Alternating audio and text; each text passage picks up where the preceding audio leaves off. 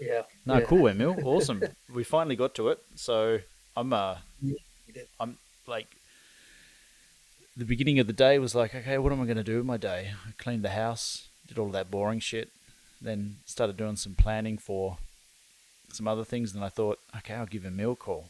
Let's do a live stream. And Let's do a like, Emil was down.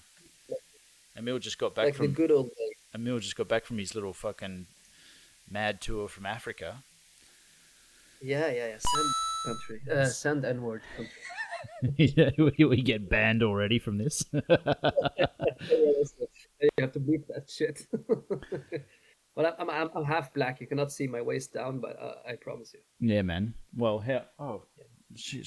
We've got to get a little bit of ambience here. There we go. Uh huh. There we go. Yeah, yeah. Emil's The battling with food, the the food. outdoor exposure there. Yeah, man. Yeah. No, I think one of the cool subjects we can talk about right now is fucking creative block and all that, and creative frustration, and that's what we had now for a couple of hours. Yeah, And it's on a technical level, financial level, and social level. It's what we deal with as fucking artists or filmmakers or what have you. So I think that's one of the biggest challenges that we face. yeah, definitely. I mean, it kind of is just a massively time-consuming aspect of the creative process or being a creator. Like you're stuck between kind of two worlds: the commercial world and, of course, the narrative world, or the stuff that we want to do creatively that tantalizes us, so to speak. So Yeah. it's like you were talking to me the other day about your frustrations of like, hey, I see there's a lot of things happening. There's a lot of money around and all this kind of stuff, but there seems to be gatekeepers who are stopping you for whatever reason. And I'm saying this in relation to here in Norway because that's where we're both based.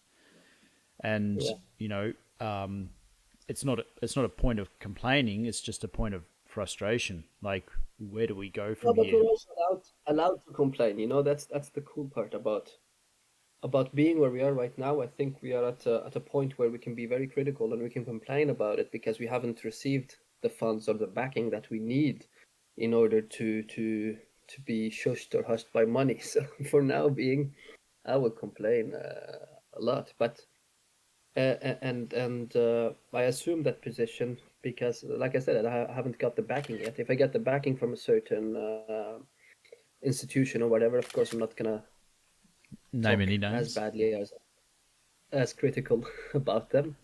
But it's true, you know. I even when I look at it from their point of view, you know, they're an institution who have a lot of money and they want to fund certain projects. Hmm.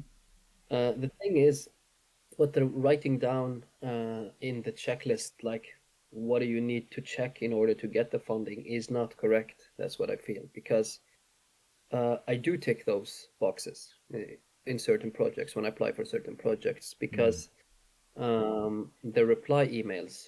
Let me start from the beginning. So, for example, I sent an application for a mini series, Hmm. and I sent. I'm demanding initial funding for development of the script or to make a pilot. Right. It's kind of like So what you did I applied for with the Midsummer documentary film, right? yeah, Yeah. yeah, exactly. But this is the latest project. Mm. And the thing is, the boxes you have to tick are very easy in Norway. Okay, I cannot remember all of them, but the ones I can remember are it's cool and it's good to have a minority in a leading role, which I do. It's good to have a huge category of like your target audience, and I do have that because with comedies, you kind of with family comedies you kind of tick those boxes already. Like let's say starting 13 upwards. Hmm. Um, because it's a comedy. It's not R-rated. There is no sexual scenes. There is no piercing. There is none of this shit. It's just PG. simple Shrek. Yeah, yeah, yeah, very PG. Mm. And well, the other thing is it has to be creative. It has to be new, original, which they said themselves. They in the email that I received from them, and it has to have and you have to be a professional. which I am. You have to have an education and you have to show the background, work, and all that, Mm. which I did show. So that's no problem. So the email you get back is that, wow, this is very inspiring. This is new. This is original. To blend those two categories. I don't want to talk about the categories right now because it's still in its it's a new thing for me. I Mm-hmm. don't know if it's how it has been done or not, but I haven't seen something similar. They said it's really original, it's really that, but they don't think that the target audience is correct, which is not because I gave them examples. There is a film called a series called actually forgot what it's called, but it's about a dog that a speaking dog. It's more for adults, but if you remove the cussing and the like the sex scenes and stuff like that, it's very comedical. It's very funny. Mm-hmm. So I gave them a lot of examples where I drew my inspiration. So I think it's much more than that. I think it's about profitability and if it's marketable and all that, Mm. and if it's sellable. But those things are not mentioned in the criteria. No. So for me, that's a frustration because they need to have that written down initially. Well, a Uh, point that I want to kind of make there, and this is sort of like looking at stuff that gets produced and the stuff that comes to cinema and the stuff that comes to, Via Play and Netflix and whatnot. Now, I of course, I don't know the full ins and outs of that business behind the doors and who's who in the industry there. However, there is a lot of stuff that doesn't necessarily interest me to be able to sit down and watch through. Like, it doesn't interest me not only culturally, but I think also there's kind of like a bit of a mundane profanity, which is quite common through a lot of these produced movies. Now, I'm not going to name any yeah, names because I have big respect for the people who actually get their work produced and it's inspiring. So I kind of want to stay on a higher vibration and be positive. However, there is that kind of frustration for where you and I are at the moment because we have, from our perspective, really great ideas to explore and to be able to create, but we just don't have that, I guess, belief yeah, from not only our kind of peer group within Norway or even Scandinavia or Europe, and I guess also it's maybe just the times, from what I'm listening to through a lot of other YouTubers and other filmmakers and people in the industry, that they're saying that there is a lot less kind of narrative work. But then on the contrary, I do see a lot of stuff being produced or coming out, so I don't know what to believe when it comes to when people are explaining certain things to me. I'm like, okay, well, what actually is the business deal behind it? Is it not necessarily about how good your script is? Is it really just about who you know and who wants to put their money in terms of investment? yeah. Well, it had been said before. I watched. It's on YouTube already. I'm not very familiar with all the Norwegian artists and all that, Mm. but I think he's a writer, if I'm not wrong. There is a famous Norwegian podcast. It's on YouTube where has been mentioned a couple of times, and I do agree that Norwegian Film Institute (NFI) is a cult, and it is kind of a cult. Mm. It functions almost like a cult. I'm not talking about the small institutions that really do try to help, but because of their small and limited budget, they Mm. cannot fund everybody, and they have to be even more focused and more persistent and more dedicated to than Norwegian Film Institute, which has the big budget, the huge, the biggest budgets. If you're going to produce a fiction, if you're going to produce a series, you have to go through Norwegian Film Institute and other big institutions. Mm. So the small centers are I'm not going to complain about those because they're really good. They helped me out, and they helped a lot of people out, and they're really nice. They're really local. But Norwegian Film Institute, it functions almost like fucking Scientology. You have to be inside it in order to gain that acceptance. You have to know certain people. You have to be your name has to be known. So as an outsider, it's really really tough Yeah, because it's a game at to the end of the day, right? You've got um, from what I've heard, and we've had this conversation before about certain individuals, or even like, let's say for example, Oslo's the dominating kind of factor here, and then you have companies which have a lot of money behind them and also support, because they basically are the ones who are kind of internally running this thing, which are using this funding money wherever it comes from. And they're also the ones that kind of sap the energy from regional branches, for example, Trondheim, and even like Vestfold and Telemark, and that makes Yeah. it nearly damn impossible for producers like us, who are smaller, to even get even close to like the applications that I send in. There's just a straight up denial and no explanation. And I've called in and they're Yeah. like, yeah, we get lots of these things and we prioritize people differently. And I get that, I Yeah. understand that. But how much do you have to go, okay, well, do we even rely on these ones because of X amount of factors? I wouldn't necessarily say that it's got anything to do that we're foreigners. I wouldn't really touch it there. It's just that we're not, because even the Norwegian guys, even the regional ones, are saying, look, there's no money in it. Like we Yeah. either work for the national broadcasting company, or we run on our Mm. own projects, where we have to go and get our own funding, or work with Netflix or HBO or whatever, and kind of strike a deal there.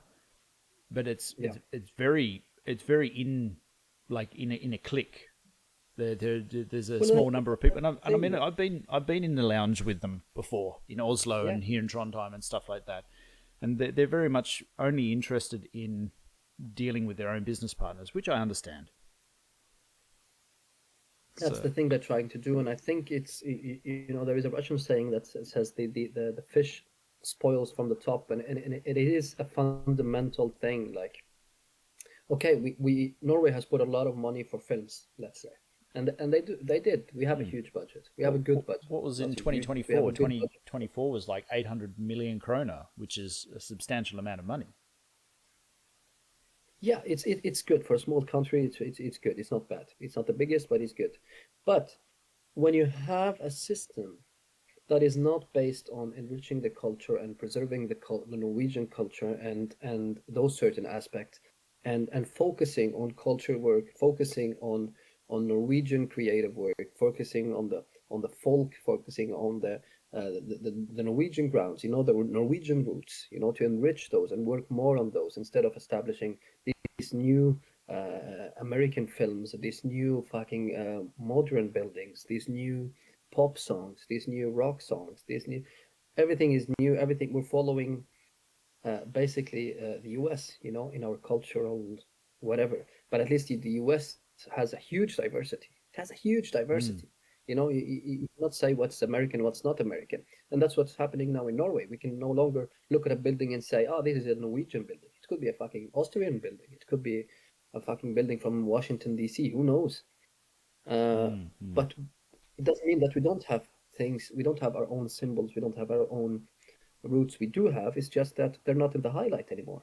We're not focusing on that. They don't want Norwegian only dedicated audience or target. It's really shit. If you look at our National Gallery Museum, it's the most ugly building ever. You look at Munch Museum, it's a tilted plastic factory building. It's really ugly, even though the art inside is really good. Mm. But all this embracing of modernist or postmodernist, I don't know what to call it, or contemporary art, has really ruined the culture in Norway. I read somewhere, I'm not really sure where I read it. I don't know if it's Vega or something, but it was online basically saying that Norway has the most film directors that are changing careers. I'm not saying this is true or not, but even if it's not, I do kind of understand it and believe in it because I think I've the talked to general directors, consensus Norwegian is that. directors. The general consensus is a Yeah, lot of people are moving away from this as a profession because of many of the factors out there, whether it's a scare tactic or whether it's like just the evolution of technology, like these algorithm sciences that these image generators and all this kind of stuff, and they've yeah, gotten so they've kind of made it obsolete for lower level creators. yeah, But it's never. I honestly feel that it's never going to replace the cream of the crop. The top tier, the people who are dedicated in their craft. It's just another no, tool at the end of the day. However, what you're saying yeah, here is more of a cultural thing, which is even more, I guess I'm going to use the word, which is quite extreme, insidious, because what you're doing is you're Mm. nullifying and you're kind of just eradicating the cultural importance of like Norwegian produced films because they're really marketing it for the external. Now I get it. I understand that they want to get a global appeal and they may choose that. I mean, some of them that have been produced, they're most of them actually, from what I understand, they're in the Norwegian language, but they're really But it kind of doesn't. for the external market. Yeah, yeah, yeah, it is. It is. It's just. I think it's just in Norwegian language because they're lazy. It has nothing to do with anything else. They're just afraid to talk English. Danish are not afraid.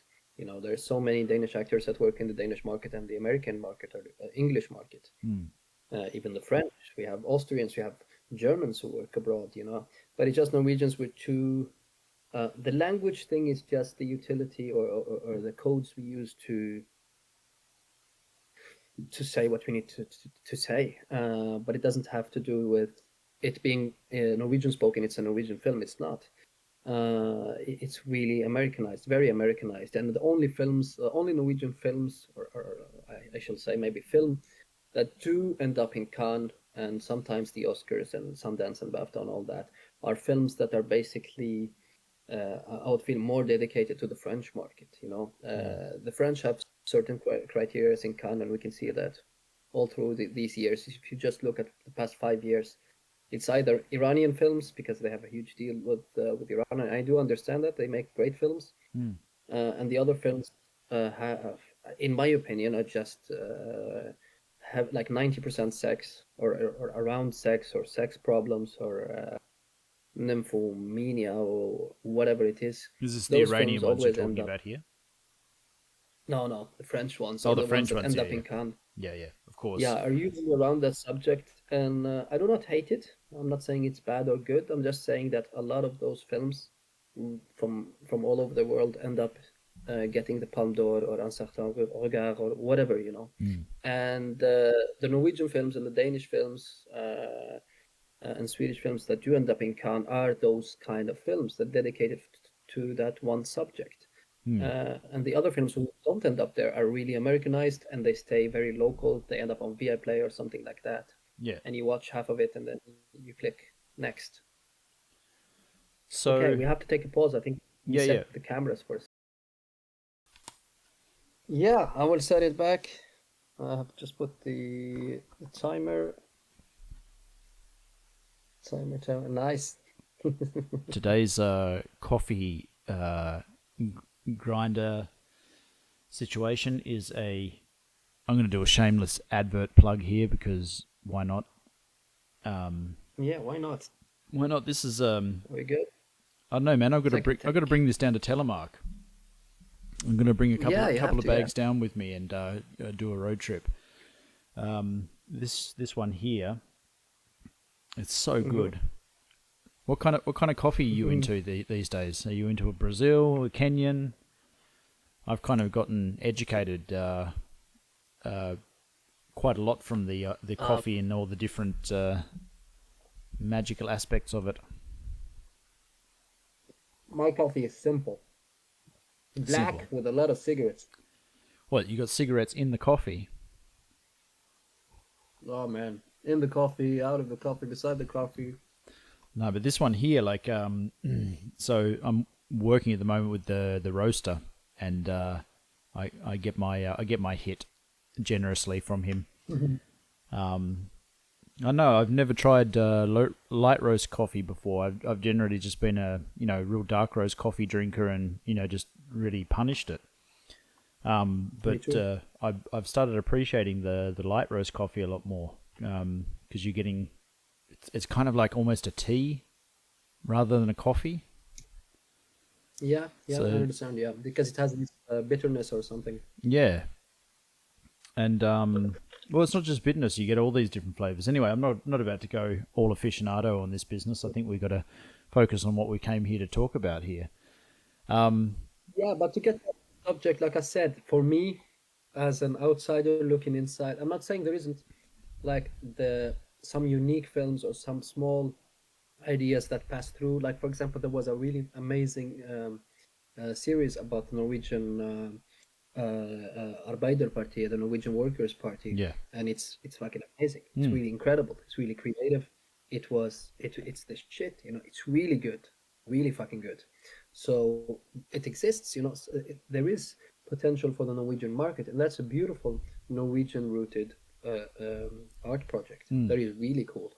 I mean, there are some There are amazing also producers in Norway. Like there are really amazing creatives, like right across the creative board. And I feel a little bit kind of sad because a lot of them don't get the opportunity or the chance to be able to get rewarded for their effort, and some of them are so talented. But yeah, the voices are never getting heard, or they just end up going, I'm going to go work for NRK, or I'm going to go, yeah, I'm going to go work in chopping some trees down so I can send some wood off to Sweden. yeah.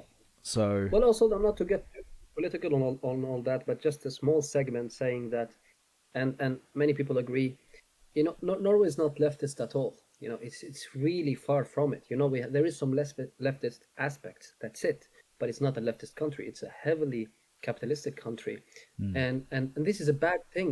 We see that with other Gulf countries, which Norway each year seems to resemble those countries more and more in their business and financial definitely, fucking endeavors. And with that is that we lean towards profitability more. We need to focus more. How can we profit from this shit? How can we profit as a government? Which is a fucking wrong thing to do because government should not be profitable. Governments are created to lose money. That's what they do. They lose money on the people. That's what they do. well, They yeah. never gain money. They never. Well, it's funny because That's how they function. I saw an article the other day talking about my home country, Australia, and I'm not 100% sure on whether the accuracy of the article or not. I had a little look into the information, but I was on a mission and on the way to work, and I just looked into it quickly. But in the 1960s, late 50s, early 60s, the Australian government used to help anyone who was Australian to buy their own house. And if they couldn't Mm. afford a house, the Australian government would buy it for them, and without a like an interest on the loan, they would pay it off slowly.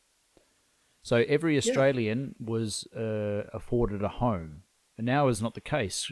Fast forward to 2025, like most Australians don't even own their houses. Most Australians are getting pushed out of their own country. But this is kind of like I wanted to use that metaphor for exactly what you were saying there too. That the whole idea or definition of government or definition of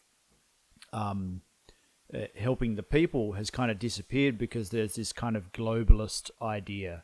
The idea or the definition has completely changed, and okay, we can't change it. We have to adapt. We have to see how we can either by doing these kind of talks, not only raise awareness but connect with other like-minded people, so we can, generate wealth within our kind of networks. You know what I mean? To be able to achieve the goals yeah, that we want to achieve. Because like we've been in contact for how many years now? Since I moved to Norway, since you moved to Norway, 2019, I think it was 2020, yeah, yeah. right before the scamdemic. And then, Um, yeah, so it's like and you and I have been going through quite a lot. Not just in our personal lives, so we won't go there, but more like professional lives. Like we have done such, like I would say, some really amazing jobs. We yeah, want to continue to facilitate not only our passions but also to be taken seriously as creatives. As yeah. But to continue the point and get back to the work and all that is just what I meant to say is that when governments are supposed to lose money on the people and not profit in culture and in everything, when it's looking for profit, we see a decline in cultural activities. We see decline in artistic products that are created for the country itself, for the people itself. mm, Not necessarily in a commie way, but for example, we look at Tunisia, which is my second home country. and it's a little shithole. But the cultural sector, at least for the films, much bigger than Norway, Mm. much bigger. They invest much more heavily. You know, your starting budget, your initial funding for a project is no less than 2 3 million kronas, Mm. Mm. which you don't get here. We start with 600,000 krona, which is nothing, which is 60,000 euros or less now. That is not enough money for a feature film. No, Maybe not at you all. can get a development fund for 1 million krona, which is nothing, you know, for indie films. But at least they're for indie films, and they're really weird. Mm. Indie films, we start with 3 4 5 6 7 million kronas. That's Mm. what we start with. That's very normal, you know. That's the initial funding until you get to 100 or 150 million, you know, for one project. So And what? we have more projects that go to Cannes than Norway. Hmm. I mean, so it's more like at the moment it's stuck on an outward perspective or an perspective rather than kind of looking in. So I'm saying this not just as a like for the person, that too, of course, but more like for the initiative of the country. But I mean, again, you know, like what is the definition of country these days? You know, like we've got the USA, which is a conglomerate of states, which are arguably countries. It's the same for Europe. You know, it's the European Union, which is a conglomerate of countries, and then you've got Norway, which is kind of the Texas of Europe, but it's not even in the European Union. You know, so it's this Yeah, weird kind of like gray zone, kind of like a Switzerland almost.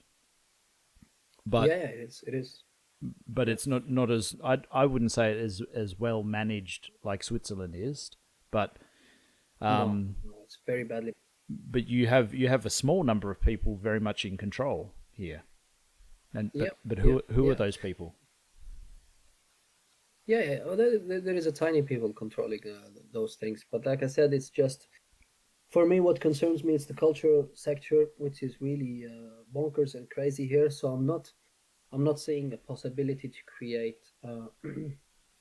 create big projects in Norway, and it's not really really worth it. I think in the Norwegian market. Maybe the Danish market, Swedish market, which is bigger and more robust. You know, Mm-hmm. they have their own identity. When you see a Danish film, you know it's a Danish film. When you see a Swedish film, you know it's a Swedish films. And those films, they go all over the world. They Mm. really reach. Norway needs to do like a basically a restructuring of its cultural sector. I'm not saying there is no initiative. There is an initiative. There is people really trying, small communes, municipalities. There is a small initiative, but on a nationwide initiative, there isn't one. I don't see one. You No, know, when you have a film school, for example, that on the acceptance rate, I don't know how many people they accept each 2 years. It's like less than 10 or 15, yeah, it's something like it's that. it's very small. Yeah. It's very small, and you see other shithole countries that have huge film schools. You know, So very big what's film the schools and difference art there from schools. your perspective? Like, I understand that maybe it's not really kind of considered as a serious, or maybe it's more of like um, a bougie kind of job title, you know, to be a filmmaker or a cinematographer or a director. It's It's more like an elitist type no, thing. because it's under engineering, so it's really an official title. You know, it's really big. We have two huge state-funded film schools, One in and Lillehammer, right? no, three, and we have maybe 10 private ones that are really cheap to enter, and they're really good. They have a really good acceptance rates. Anybody can study there. You do the tests, you get in, you get your master's degree, your PhD, whatever you want. Mm-hmm. We have theater schools, we have many theaters, and it works. You know, the same system as France. France is really strong in that department. That's why there is a lot of French films that are considered international films, even though they're in French and they have their own kind of genre. They have their own theme, their own very French typical theme, because they're very focused, they're very dedicated to their craft. I don't know what kind of art we send outside to the world. Like I said, Norway is like a small Gulf country in Europe. We're very focused on oil, electricity, nothing else. You know, nature a little bit, and that's it. So then basically that's kind of like the consensus from what you're saying here is like you would attach yourself to bigger organizations or bigger film projects from external, and then you would look outward for credible work.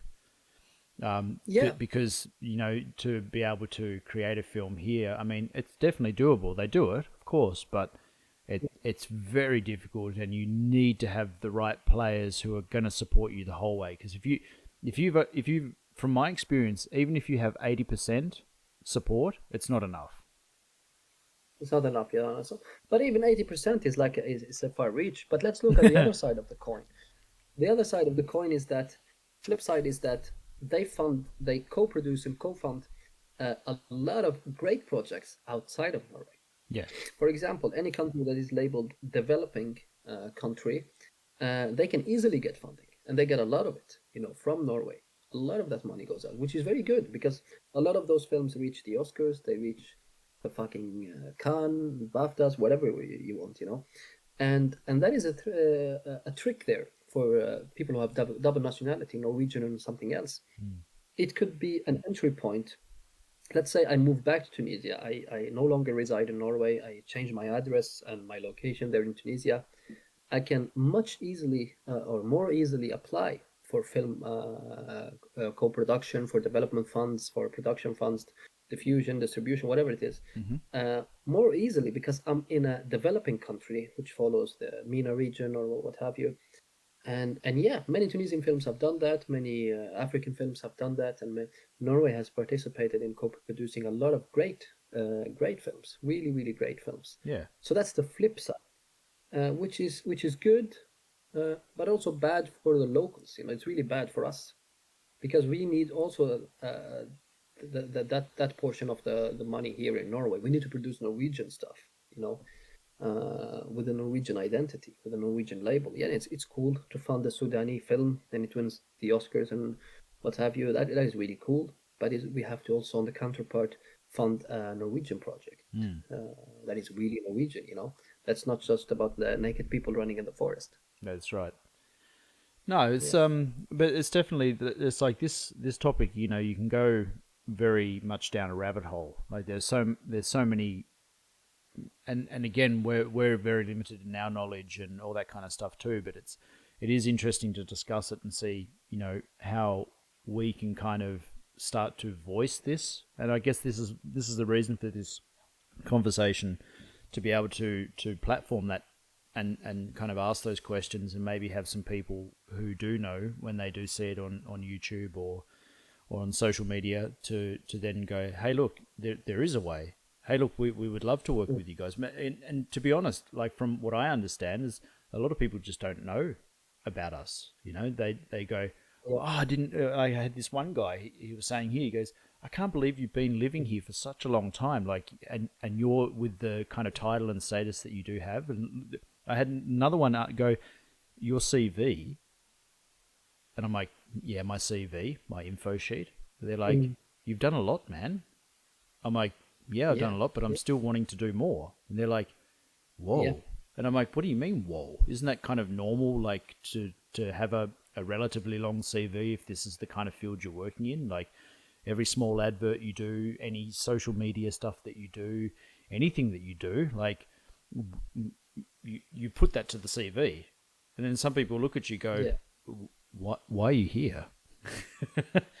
You're like, Well, that's one kind of frustration, I think, which is the administrative type. yeah. I think the second part, of course, being under the radar and all that, because of exposure. Mm. Our exposure is not that great in Norway. That's exactly what you said. And yeah, we want to do more. We want to achieve more. We want to do heaps of shit. And the other thing also is now I lost my train of thought. But yeah, the other point is not only exposure. You can hear that. Yeah. That is Yeah, yeah. I'm in a place. Actually, it's a cool place that I'm in because it has created one of the most famous Norwegian series, Rodebank. Rodebank. Yeah, yeah, I remember that. Yeah, which is about this car I've still got guys photos going somewhere of when they were filming down at the petrol station there on Bergata. yeah, Yeah, that's just across from my window right now. Crazy. So yeah, you're gonna hear a bunch of that. That is, and that is a really good Norwegian identity series. That is a great project. Yeah, it's That is a really, really grassroots. good. It's like touching Yeah, on the the culture that's actually here. That's real. yeah. That's the thing. I don't want those things to be used in this context, saying like, yeah, but we did Rodebank, we did the political film, and all. Yeah, we did two or three. Every other country are producing 5 or 6 series that have to do with their identity every year. This Mm. is a normal thing. We have to embrace our culture, our Norwegian culture. We have to talk about it more. We have to produce much more. 1 or 2 projects, 10 projects is not a lot in 10 years. That is nothing. It's one a year. Well, I mean, when you think about it, Yeah. like for example, in Australia, we had a problem. Well, particularly when I was growing up, we called it the identity crisis. Like, what is it to be Australian? And I remember in high school they were asking these ridiculous questions about this stuff, and I was just like, what is it to be Australian? Well, okay, I'm a human being. I'm geographically born in Australia, so that makes me Aboriginal. You know what I mean? So, like, but the thing is, I get classified as a white Australian, and I remember struggling with that a lot because I never saw the differentiation between skin colors, whether you're Asian looking, whether you're Indian, black, whatever. It doesn't really matter for me. I never saw it as a thing, but it was systematically imposed, and I sort of see a very similar thing here in Norway, with that whole Sami thing, with that segregation. You know what I mean? So and I guess there's okay. Of course, there are films and TV shows that talk about all these particular things as well. At this stage in the global aspect of things, it's totally irrelevant. But Yeah. it's not losing the identity of what is it to be Norwegian. So culturally speaking, we've got the language, yeah. Then we've got like the whole kind of traditional thing from back when they're wearing the bunad and all that kind of stuff on the 17th of May, and when they have confirmation and blah blah blah. And then like what I'm pretty happy about is like brown cheese. That's pretty Norwegian. You know what I mean? So like there are a lot of these kind of lighthearted things which are very Norwegian. And also from my perspective and living here in the past 6 years, is that there are a lot of fantastic minds. There are a lot of fantastic people that have something to say. There's the philosophers, there's the writers, there's like you said, the directors and stuff like that switching job.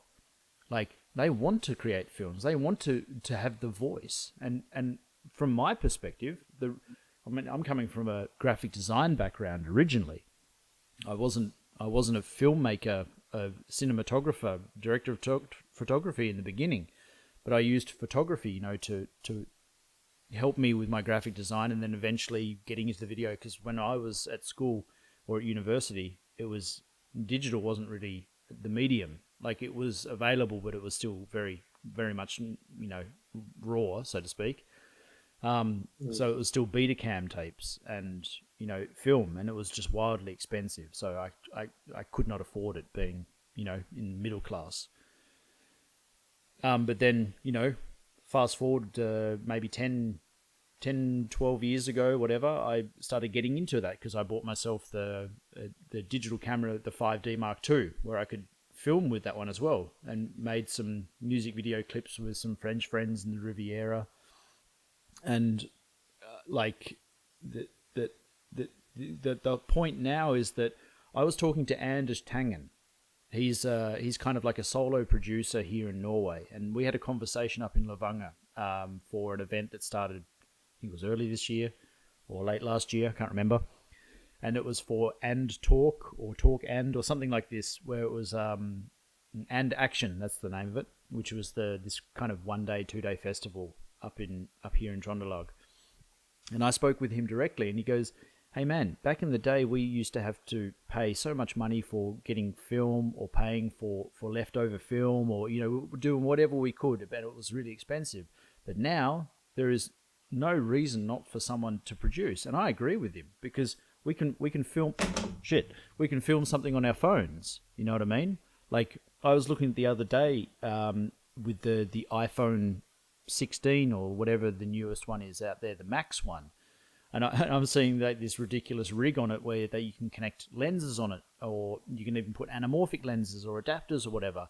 Yeah, it's not going to be like as good as the Ari and the Venice and the Reds and all that kind of stuff, but you're still able to produce films on a on also just to the cost of powering it and maybe some hard drives.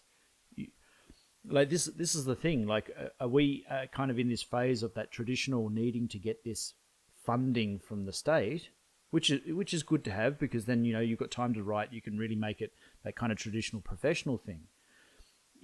But then there's the whole conversation about, we've got the technology, everything is cheap these days. You can buy an Ari camera for like $5,000. You know what I mean? And if you really want to, you can still make a film just like the James Bond film. You know what I'm saying? But Yeah, but I think then your yeah, point. I know your point is more nuanced, because the better the film, the more kind of professionals working at it, the layers that it needs to go through, and then it needs to go through the distribution, and then out into the yeah, field. yeah. We talked about a lot of points Yeah, here. I think we need a mediator next time. yeah, But yeah, yeah, definitely. from identity to all that. But to get back to identity, I think we're also losing some of that in Norway. We're losing a lot of that. Hmm. But on your point of professional production or an indie production, I don't mind filming with an iPhone, you know, but I don't want the filming with an iPhone being a necessity in this point. Hmm. That's the thing I'm thinking about. It's really cool. I saw a professional film being filmed on 20, I think, iPhones 16 or something like that, because it can film in ProRes now, which is It's amazing. amazing. So yeah, Like you imagine this 10 years so ago. 10 bit, 20, yeah, and which is cool. But they're doing that. They have a $20 million budget, so they're filming an iPhone film because maybe they're sponsored by Apple or whatever, or for Apple TV, or what is it called, Apple, because they're producing films now today. So of course it's going to be filmed with an Apple phone. That is a cool thing, If they had a camera, it would be filmed on the camera. Right. And if I'm sponsored by them, yeah, why not? I can. Well, I wouldn't accept being sponsored by the sweatshop owners, but yeah, people do it. But yeah, I don't want it to be a necessity. No. I don't want to be forced to film in a certain way and to do that. When I'm in a rich country, I'm expected to go through the procedure, to go through the pipe, Is it and just rich? do what, yeah, do what the people are doing and what the people are telling me to do. Apply here, do this, do that, go pitch. I do all that shit, but Yeah, I you do a expect a lot. result. I know. You see. Yeah, yeah, I've listened to you. You've called me up at whatever time at night time. And you're like, man, I've just fucking been writing all these applications, and I've got to send one in before I go to Tunisia. You know? yeah, yeah, exactly. And But I did. I then sent it's two. time consuming. It is time consuming, and here's another thing. When I was working with the French and the Italians and all those people, it's really straightforward. They tell you, hey, you script this shit, go work on something else, and you understand. Okay, you can hate it, you can say, oh, they shouldn't talk that way, but at least you understand that your script is shit. They're not accepting it.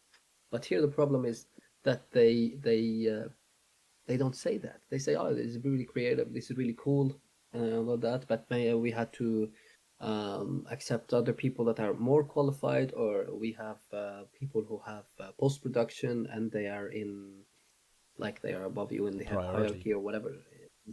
So you don't get a clear answer. You don't get a real critique. And when you get a critique, at least for the three last applications that I did these last 2 months, it's really bullshit, and I'm gonna post them so people can read, because it's just a bunch of ChatGPT gibberish.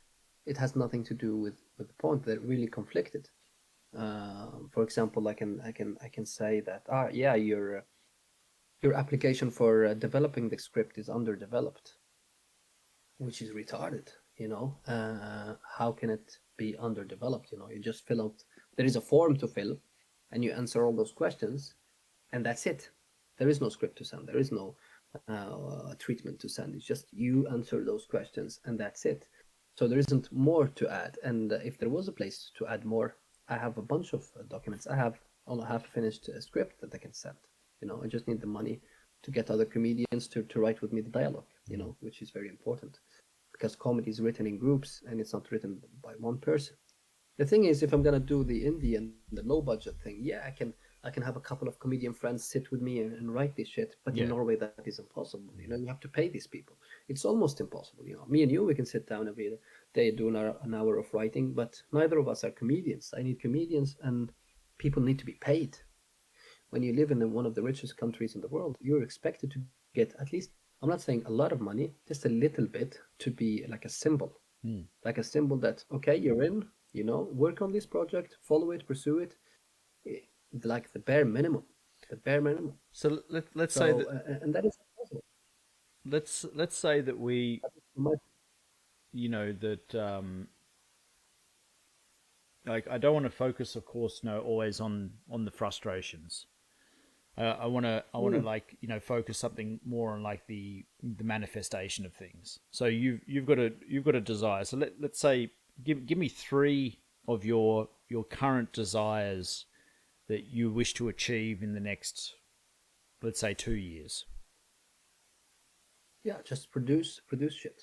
What's, Produce what's something heaps you of got shit. in the mix Focus. that you want to get done? Like I know you've got a couple of things out there already in the ether. You want to finish. I mean, I'm still waiting to finish this Midsummer documentary thing that's going on. Yeah, too. Yeah, but 1 second, your focus is off a little bit. My focus is off. Is that better? Yeah, it's on your hands. Yeah, now it's in focus. Yeah, All right, I'll come back here. yeah.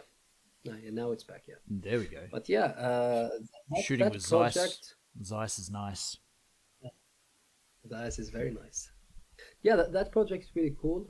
I can't wait to finish it. It's just that a lot of things have come in the way. That project involves a lot of people. It's a huge group. We're talking 40, 50 people. And it's like a dream project. It's like a really cool dream project. I want to finish it because at least the people who saw the footage we did really liked it, and it had a good echo. I really like that project. But meanwhile, documentaries, they take a lot of years, and Yes, you I need a agree. little bit of initiative. You need a little bit of support to do those things. With what happened to you, well, what happened to me, and with work and all that. So everything, it's an accumulation of many many things, and the people involved in front of the camera for that project are not all of them on good terms. So there is a lot of factors there. But that's a dream project. Of course, it's going to be finished. Of course, I'm going to pursue it and finish it. Mm-hmm. It's just I have a smaller project that can be done in it can be made in 6 to 9 months, and it won't be that hard. Many filmmakers do that. They have a project that can take maybe 5, 6, 7 years, Mm-hmm. and then it comes as it comes to fruition. But for now, I'm looking to do this mini series. I don't know if it's gonna be an animation. That's my last idea now because I applied for it as a feature film, as a mini series, and as a book, and all of them didn't go through. At least, yeah, two of them didn't go through. Still waiting on the third. So I'm trying it as an animation and see if that goes through. But if not, there is other possibilities. There are other countries, other institutions that are willing to fund, so I can pursue those options. So it's not a problem. I know in the end they're going to be produced, Mm. and when they are produced, the facts have to be laid out, and I have to explain why I didn't do it here or there. And I don't see it as a problem. It's just a matter of time. Yeah, I mean, again, it's like the the filmmaking process is it's such a strange one sometimes. Yeah, yeah, it is. Like from my experience, sometimes it's just like it's a rush. It's a real rush. Like you get sometimes where you're producing a lot and you're out there on the field and that's the problem with filmmaking because it's such an exciting. It's a high life almost, and people who have been in it, been making films before, understand the spirit of it. They also understand also the trials and tribulations of it, But when you're there in that creative moment, when you're in the focus, when you're in the flow, there's really nothing else like it. And especially It's the the most beautiful thing collaboration. in the world. Yeah, I mean it's a dance, it's theater, Yeah. it's music, it's language, it's art. Oh, I believe it's the highest form of art. That's my it bias. is the highest form.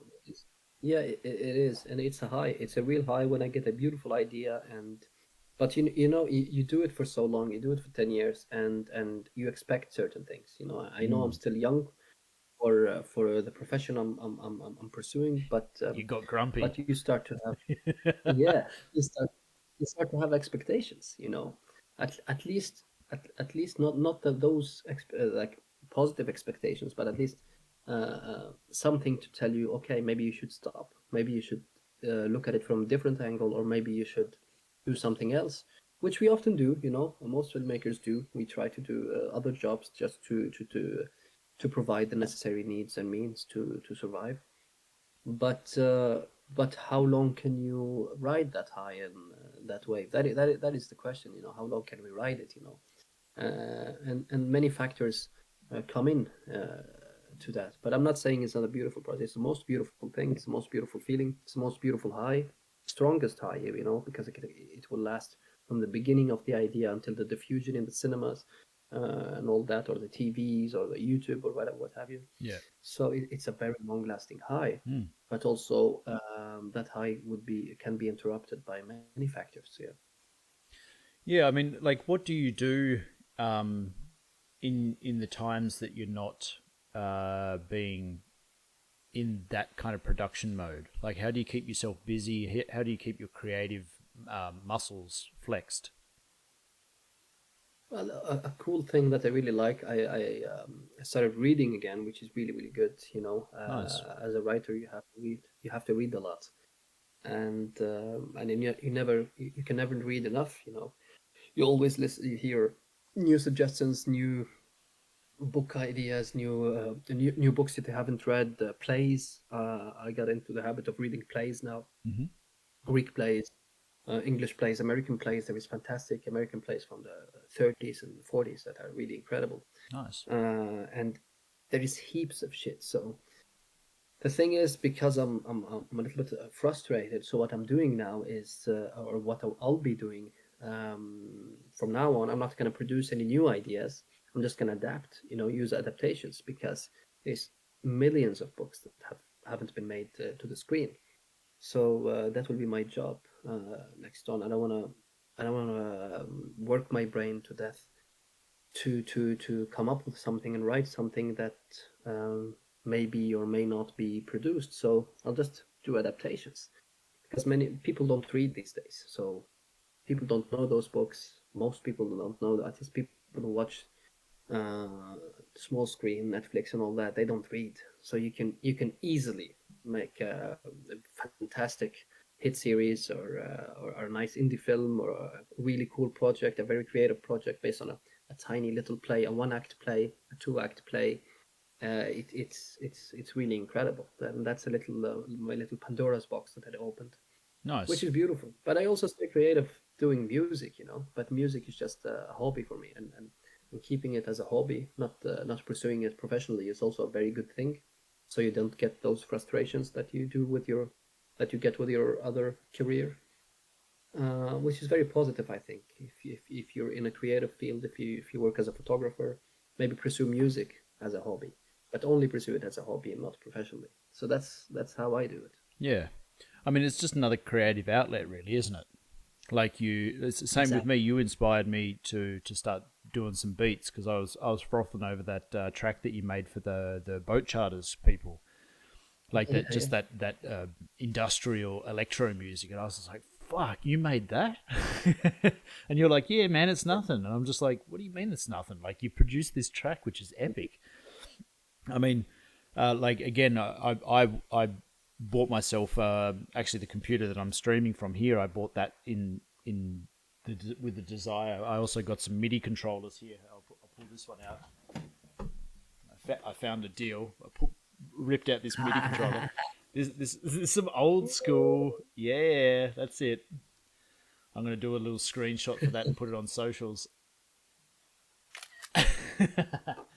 um, but yeah, I started playing with Ableton, and because again, you suggested for me to do it, and I started getting into it, and I was like, "Wow, there's just a whole different creative world to get lost into." And again, it's just okay. If you're a creative person, you need a creative outlet, and once you know the tools, then you can kind of get into it. It's just like, whoa, there's Yeah. so much. Like it's a different depth, you know.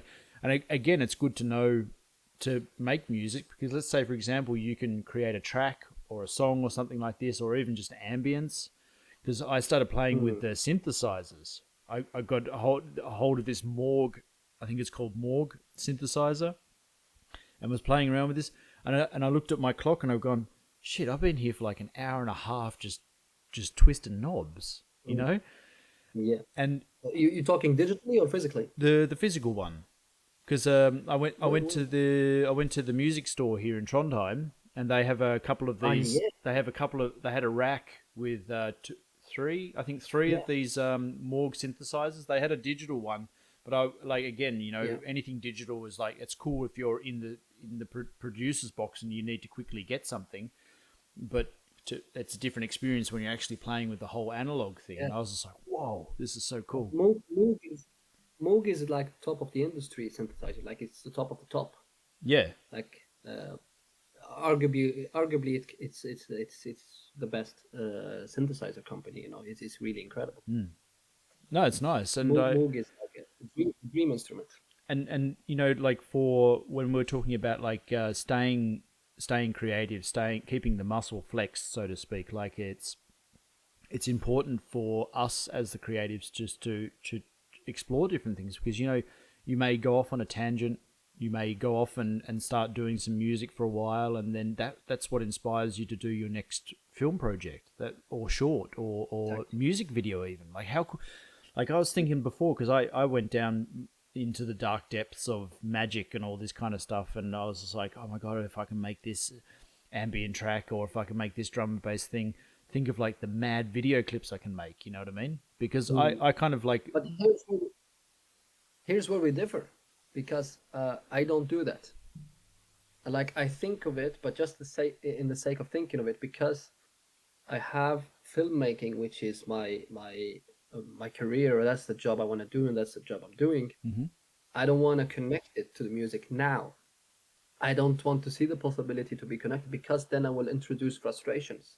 You know, I don't want to introduce frustration. I want to keep it as Lego. And I'm playing Lego here. I'm not. This is not professional, and I want to be an amateur there, and I want to be professional. mm, You know, even in 10 years, if I maybe rise up to to to to first degree professional in music or whatever I have it, I don't want to do that because that's my playing field. That's my hobby. You know, and we have to keep, at least for myself, I'm talking for my experience here, is that if I start connecting it to, let's say, oh, I wanna, this music fits for a fantastic music video and it could be incredible, mm-hmm. then I'm introducing my hobby to my work life, and I don't want to do that because, like I said, I have to keep it separated just for my mental stability. No, I get I that. have to keep it. That's why I went into techno. You know, something really unrelated to what I do, because I do slow cinema Yeah. and techno. It's like very far apart from what it is. You know, I could be doing hip hop or whatever. So I don't want to introduce it to slow cinema or poetry or whatever. I could be listening to any and then producing techno music or doing something. And even if I DJ or something, it's just purely for fun. And I want to keep it for fun because when you're doing it for fun, you can never do it wrong. Yeah. Never. Well, that's what I was saying before. Like when I was playing with these things, because I get all of these layers of creativity, because I know how important it is to have music for the vibe, important for sound, all of these things, when doing this stuff. And when I mentioned that before, it wasn't necessarily for creating a music video to send out there into the world. It's more like I want to do it more for myself, more for my own creative exploration. Like I do a lot of like small films, particularly with my son as well. Like I made this little Dragonstone was the name of the short, and it's basically my son is the actor. He goes run in the local forest. He finds this little stone, picks it up, and then all of a sudden he I haven't filmed the rest of it yet, but I got it started. And I want to do this. It's very simple, you know, of him fighting himself. You know, so there's the duality. You know, he all of a sudden, because your biggest enemy, metaphorically speaking, at the end of the day, is yourself. You know, but it can also be your hero sort of thing. So I kind of wanted to play with that fact in the simplest way, and I was using the Fuji X-T2 to film that. You know what I mean? And just go out there, yeah. Just and it's more like a silent film. You know what I mean? But it's more around, you know, being creative in that sense too. And then I wanted to create that kind of music where you get the tension, blah blah blah, because music is a rhythm, you know, and cinema also abides by, you know, not always, but it also abides by a rhythm, you know. Yeah. So, in my sense, I wasn't really thinking about it to be sent out into the world per se, but more like, oh, if I can do this, I can add that as another layer in my creative process, because I see filmmaking and taking pictures also as a hobby of mine. Yeah, yeah. Because that's where it is But that's first. where That's you the love. That's the love for me. but that's where you're much better than me in doing that, because even though I had, like, for example, now I went to Tunisia for 1.5 months, and I had a Reinhold's camera, which is of course the Fuji X-T2 with Beautiful me. camera. I have taken, yeah, it's an amazing camera. Really, Fuji is top of the top for me. So I had it for duration of my vacation and all that, and I haven't used it enough. You know, I've done a couple of pictures. A couple of them are really nice. They can be framed, printed, all that. Hmm.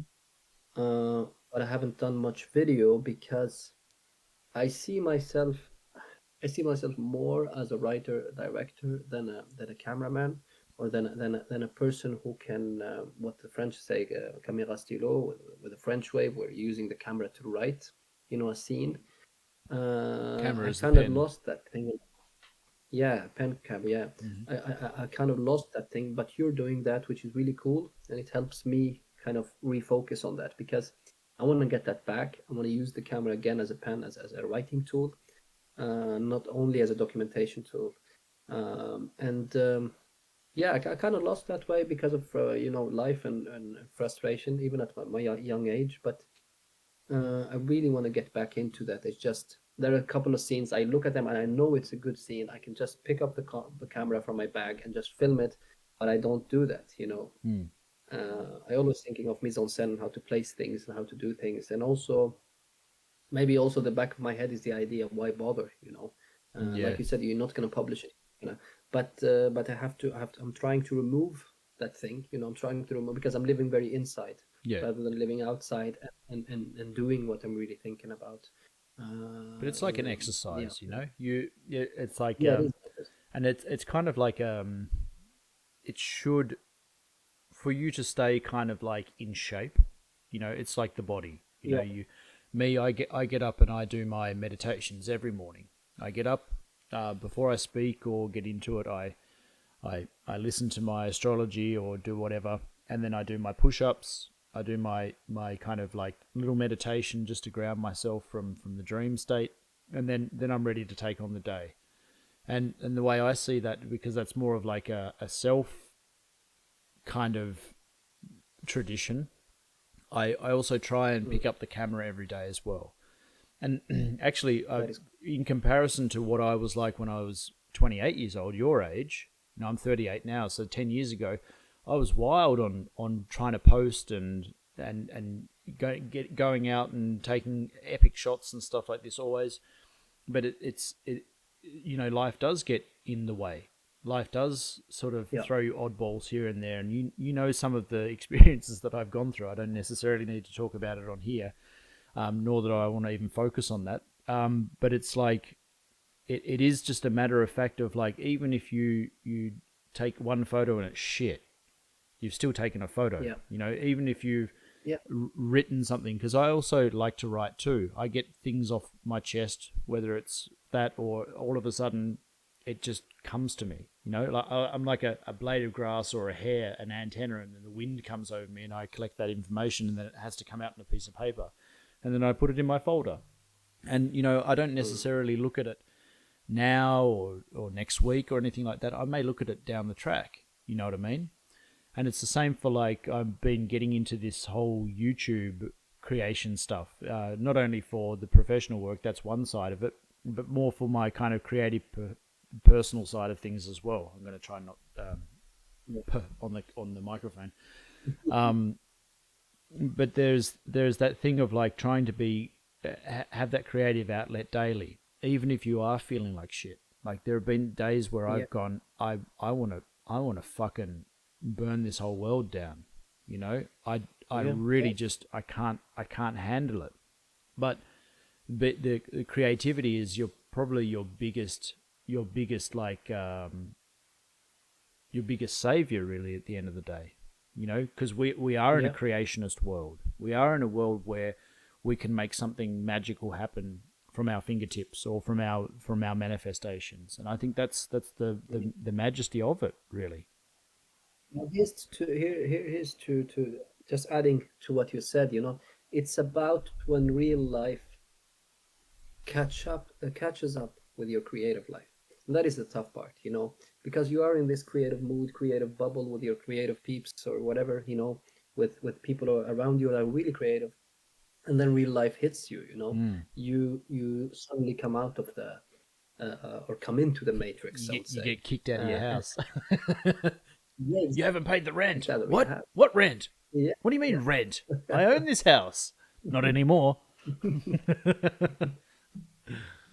And it's true, when real life hits you, like imagine this, like let's take an example. Like, you're sitting down, you had a fucking great idea, amazing idea, and you pulled your pen, your favorite book or whatever, and you started writing this idea, and you're really in it, you're really living in that world and all that, and you get an SMS that you haven't paid your rent for 3 months or something like that. That's when real life catches you, or somebody dies, or something like that. That's when it really hits you, and you get disconnected from that creative bubble, and you get sucked out of it. So the idea, at least here, is to try to have a routine to come back to that creative world. And I do have my own routine, how I come back to it. And maybe other people have better ideas how to come back to that bubble. But yeah, some people lose it. They get out of that bubble and they lose it along the way, Yeah. and the bubble is long gone. We always meet people along the road that have such an amazing spirit. They are fucking geniuses, or they are hilarious people. Yeah. They can be great stand-up comics. They could be an amazing actor, or actress or singer or whatever. But they still have the voice. They still have the singing voice, but they're not singing anymore. They're working at an office. I'm not saying they're not happy. Maybe they could be extremely happy, but they got out of that bubble, Mm. and we all know people like that, Oh, and that is definitely. tough. It's hanging on. It's holding on to that bubble and not letting it go. That is the work. The work is right there, not in coming up with a great idea or whatever. No, it's really not that. You just have to show up and keep showing up. Yeah, That, that's the that's the, thing. that's the thing. And you're gonna Yeah. have the ups and downs. Like and Mm. and that's life inherent anyway. You know what I mean? Like I find that the one thing I do rely on the most is my creativity. That's the one thing that's going to stand with me no matter what. And I Mm. firmly believe that. And I have been called delusional. I have been called all the names in the book in the English language, the French language, even the Norwegian language. You know what I mean? And people were looking at me going, how do you call that a credible job? How's Mm. that going to support your lifestyle? I'm like, I'm still here, aren't I? Yeah. Yeah. I've, Yeah. I've been Exactly. my main kind of income is by it. It is problem solving, and at the end of the day, Yeah. like more and more people are picking up that kind of creative field, whether it is streaming, whether it is a YouTube channel, whether it is marketing organic content. I'm more inclined to pick up the iPhone for my clients these days because they're like, we Mm. want something that appeals to the up and coming generation or our customer group or our demographic. And Yeah. really at this point too, it's just like you've even got the boomer generation who are addicted to the iPhone or the smartphones or consuming content online. And there's that kind of seriousness at the end of the day. Like if you still stand and say, "Hey, I'm serious about doing this," you will succeed. Yeah. You Yeah. can't Yeah. fail. And like even if you have a secure job or a government job, you can lose that the next day, and the system don't give a Exactly. fuck. So what are you going to do if you're in No. that position that you think that it's safe and you rely on it, and then it's gone? Yeah. Yeah. Well, that's the thing also, but we also come from a long, I would say our careers, now I'm talking about mostly cinema, Yeah, at least most people that I've met in cinema that I somewhat successful, I would say 70% of that had a safety net. And that is tougher when you don't have a safety net. And I would say most people who are pursuing this industry or this field, they don't have a safety net. And that is tough. not That is now, tough. not now. Some people have land, they have a coffee shop, they have a restaurant, they have whatever. So they have a little safety net to rely on. And that is not a bad thing, but I would say that that's one of the objective actually. If you do your first project, your first big project, your first big gig, get yourself a safety net because that is really good. Yeah, you've got you've got Get to yourself. you've got to have multiple streams of income. You've got to, Yeah. when you are working in the fields that we're working in, you've got to be on the on the go. You've got to be, you and I, we know what insecurity is, lack of income. And like I honestly, I thrive in that kind of problem solving aspect of like where am I going to get the next lump sum to be able to pay my rent. But you know what, I think the biggest tip for me, you, everybody, is you've got to trust the Yeah. process. And if you don't trust the process, of course it's going to work against you. But from my But also experience, you have to have of course you have to have that will, of course, a very strong will, stronger than your talent, but you have to have some talent. That's also the thing. You right? have to have some talent. Yeah, not to confuse some kids who might be watching this. You have to have some talent, and you don't need many people to believe in you. You just need one person to believe in you, and you believe in your own talent, and then you, like you said, you have to have a huge will, a big and will. and by talent you don't necessarily mean kind of like photographic or kind of being able to edit and all that kind of stuff. I think what you're trying to explain there is talent as in like you've got a personality, you've got something that comes across. And maybe this is the point of like being real, like just Yeah, being yourself is your true talent. yeah, yeah. But you have to want it more than anything. You Mm, have to come across that crossroad many times where you say, am I talented enough or not? Am I, because you're always seeking recognition, and when you don't get that recognition, you start doubting yourself. So you need some form of recognition. You need to hang around your peers, people who are like-minded, and there is a famous quote. If you're the most intelligent person in the room, you're in the wrong room. that's it. So even if you get recognition in the same room, you have to seek out different rooms to see if you can get recognition there or not. Yeah. And of course, to be guided, and in today's day and age, it's very easy to talk to people. For example, with my little hobby with music, I didn't know I was good enough until I opened fucking Discord, and there is communities there that where you can share your songs and they give you feedback. And from the get-go, the feedback was extremely positive because they're positive people. They're all doing it as a hobby. And even the professionals were telling me, this is fucking great. This is your first song or third or fifth or 10th song. This is amazing. But you need to do this and this and this and that. And you change that and come back with the next song. And you do that and you get better. And until, for example, I've been doing it now for a year and a half or 2 years, I think. You come to a point where the feedback doesn't help anymore because everybody's saying, hey, it's a good song, just publish it. Yeah. But this is not what I'm here for. So now I need a new community who is much more critical. So I need the next step. The next step is finding another group who's much more critical ears that will give you good thing, saying, hey, maybe you're in the wrong genre, You maybe should in whatever, contact Kanye. Yeah, Kanye, yeah. Why not? My next album is called yeah, fuck that. Gonna get demonetized. But Fuck Kanye. no, but I understand what you're saying, and I think also it comes to a point too, like that because I've met some musicians and like also music producers, and some of them have got so much stuff produced. I'm like, how? How have you made? And they're like, Mm, yeah, I've got like 1,000 tracks.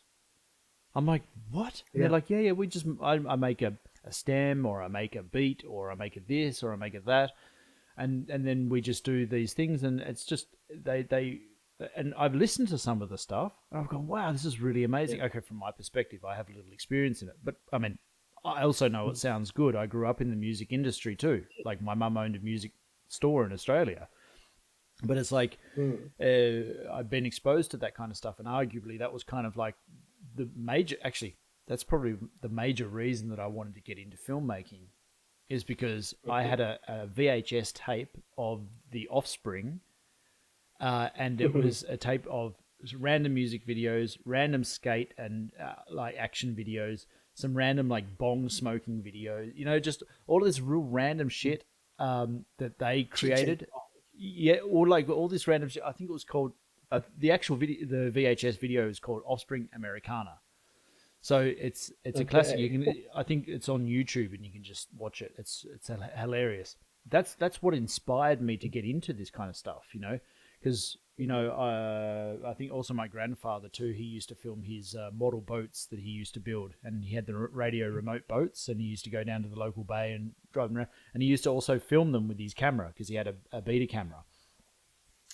Anyway, just funny all of these Wow, little. that was really cool. I can heavily relate to that because I'm the lucky one between my brother and sister.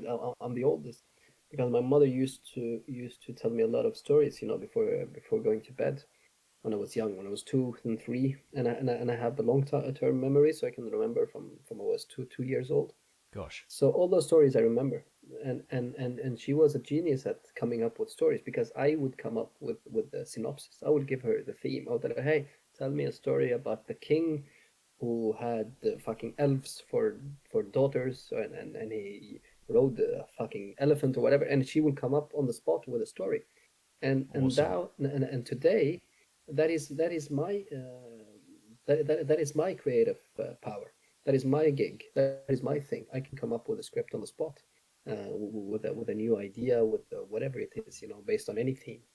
And I think that was a mental exercise since I was young, and somehow I kept it. But it was breastfed to me. So that is really really cool. Hmm. Yeah, well, I mean that's actually something that I do with my son as well. Like he always asks me, "Oh, can we read a book or can we tell a story?" And I try Mm. also to just be very spontaneous. Or we've got this one at the moment which he's in love with. It's called Bonesy and Flamesy, and it's these two like skateboard punks, and it's literally Bonesy is this skeleton dude, and Flames is just this guy with red hair, and like kind of his skateboard always gets on fire. You know what I mean? So, Is it is it it is it a show? no, it's just a like made up on the spot. Like he's like, tell me a story, random story, and I just come up with these characters, and he always asks for Bonesy and Flamesy, the adventures of Bonesy and Flamesy, Yeah, and it's kind of it sounds like, kind of good. yeah, I mean, it's just random stuff. Wow. I kind of take in impressions of the day and maybe what's inspired me or whatever, or and then get real abstract on the fact. But he's Wow. like really into that too, and I know he also just goes, he throws out suggestions, or maybe this or maybe that, and I see the excitement in his eyes because it's inspiring, and that's the Yeah. creativity that is the most important. And also, especially he turns, fuck, hang on a second, he turns 6 tomorrow. Yeah. I'll go pick him up for his birthday picnic. That is extremely important, man. Just Yeah, keep feeding him that because That's such a gift. I can say it today. I can remember when I was his age. I can clearly remember when I was Mm. his age, and all those information. Their brains are like a sponge. So Oh, I sucked absolutely. in all that information, and that is really crazy. To keep that inspiration, to keep for him to keep giving you suggestions. That is a thing you have to keep going. That's the thing you have to Oh, pursue. 100%. Uh, Such a beautiful thing. Yeah, it's a beautiful thing. I mean, I try, at least once a month to make some kind of creative ad- endeavor with him, whether it's a short film Yeah.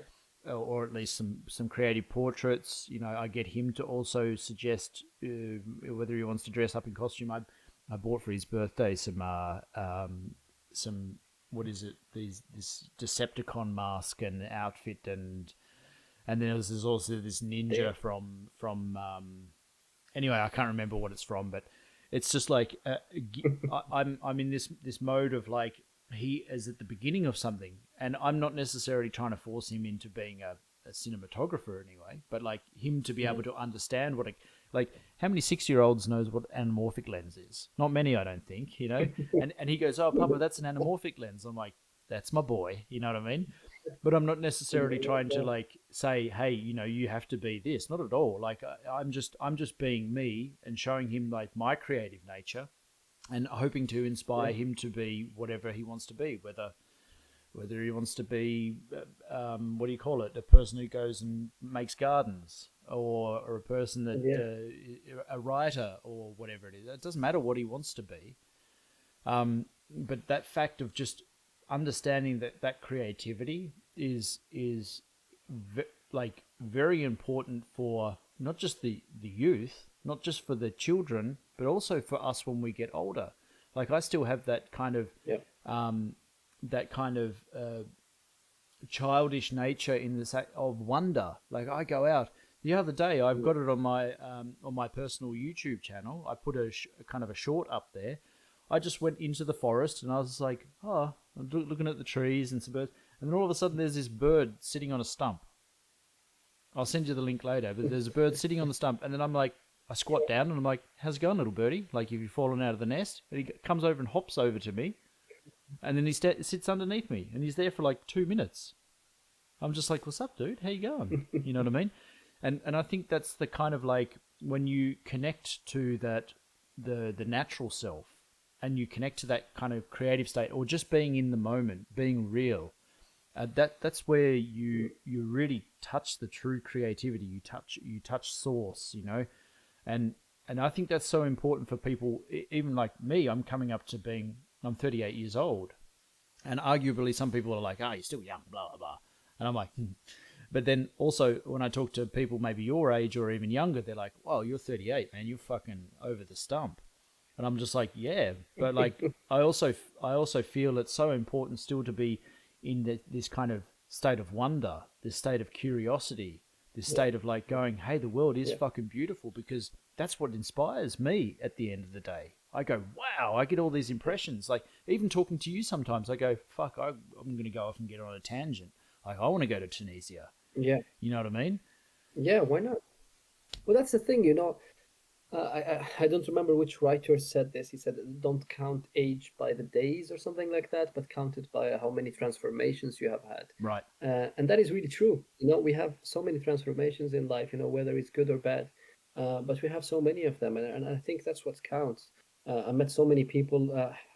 Heck, I have a couple of friends in their 50s. They're still looking for themselves and trying to find who they really are, what they're gonna do for the rest of their lives. And I think that is a positive thing. That is an okay thing. I have a fucking 74-year-old who's still looking for a job and is still looking for his future and still thinking about this and that. So why not? And he had hundreds of transformations in his life, Mm. amazing ones. So yeah, in our field, age really doesn't matter. No, It has no correlation with what we do. that's a great point, So though. I think that's a really good. Yeah, yeah, yeah, yeah. My Because oldest what is, is it? is, is Like, six. you're exactly like that. Like, if you don't focus on the number or the age as being like this kind of like expectation for a certain timeline that has really nothing to do with me or you, And exactly what you said with this author, this guy who said it's about the age. Like, how many ages have you lived in your life? Like me, Yeah, it's it about transfer. Yeah, yeah, and it's like this kind of belief in living, like mm, I've spoken to some people, and like I've traveled quite a lot, in my 20s, and I'm glad that I never got a full-time job and never got a fucking house and a loan and all this kind of stuff. I'm debt free, you know what I mean? Like I'm as free as they come, because I never assimilated into those kind of general expectations, find yourself a lovely girl, have a baby, settle down. Well, I had a baby. I didn't settle down. I'm still true to my own nature, and that's neither good nor bad. There's no good or evil in this kind of statement, but it's like I stayed as close to as being as real as possible and wanting to experience life, and really yeah. some people go, wow, you're so brave to go move to another country. Like, man, I live in Norway. Mm. I live in I've lived in Germany, I've lived in England, I've lived in Canada, I've lived in France. France as well. You know what I mean? So it's just like I've had these experiences, and I think some people were just so scared to make that step. But then, like, That's the why thing, fear? yeah, that's the thing in our field. We are, because we live in a very, how do you say, shaky ground, or shaky territories. We get used to it. We Yeah, have sea legs. We have developed sea legs. We're very used to the turbulence. We're very used to the waves crashing against the boat. So living that way, moving to another country is not it's not a big fear. It's not a big fear to me. And if it was in my hands today, it's not, because if I didn't have the personal affairs that I do currently have, I'd be in fucking Chile. I'd be in Mexico. I'd mate, I'd be be in in Argentina. fucking Argentina or Phew. whatever. I'll definitely go there. Yeah, I have no problems. But it's that we're talking different languages. When you talk to cubicle people, they have such a different overview of their life. Their life, it has to be structured. It has to be this way. It has to be that way. And it doesn't mean that our life doesn't have to. You were just talking about having a routine. You have your own routine, Right? and they have their own routine, but Yep. their routine is really shit. Even if it makes a lot of money, it's really shit. Looking at the monitor all day. Even I would think we look at the monitor much longer than they, when we edit, when we color, when we mix music and all that. But we do it with love. We do it with passion. We're in love with our project. We love what we're doing, and that's the difference. Hmm. We really love it. So those people who looking for structure, they're I wouldn't say they're lost, but we're talking two completely different languages.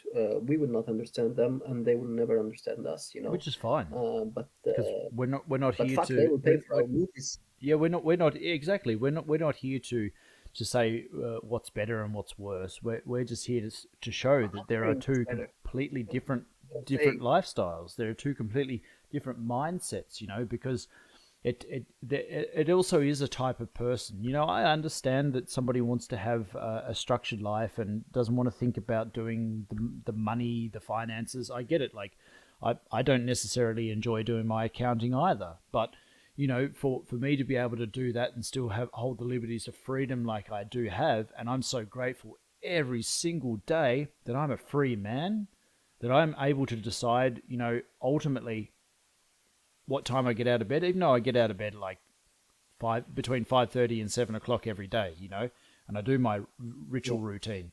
Like you said, it's just different. But I'm not content, because I have worked for those 9 to 5 jobs before, and I just can't do it. I honestly, I worked for Vodafone in Australia, and I worked there for 3 months, and on the third month, it was this kind of barrage of negativity, because you're cold calling people, you're following up on accounts and all this kind of stuff. It's just, for me, it doesn't excite me. And there was just too yeah, much negativity on a daily basis, and forcing stuff upon people, it just goes against my character, so to speak. So I wrote a letter of resignation to my boss, but I explained to him, hey man, I'm feeling the seeds of depression working here. Like, I was straight up yeah. honest, and he came back to me and he goes, "Do you really feel this way, Patrick?" I'm like, "Yeah." And he goes, I've never had anybody ever in my entire career, and I've been here for like 30 years, wrote such a compelling resignation letter. And I'm just like, well, has anybody ever been honest to you? You know? And he laughed at Yeah. that. And he goes, so what do you want to do? Like, I don't necessarily want you to be feeling like, he was straight up, like super kind. And he said to me, he goes, I said, look, I'm happy to work for I know what's in the contract. I've got to work for another 3 months and then we're done. And Yeah. he goes, mate, work to the end of the week and you'll still get your month pay, and we'll look That after is you. it. And then when I left, they gave me a Yeah. bonus on top of it.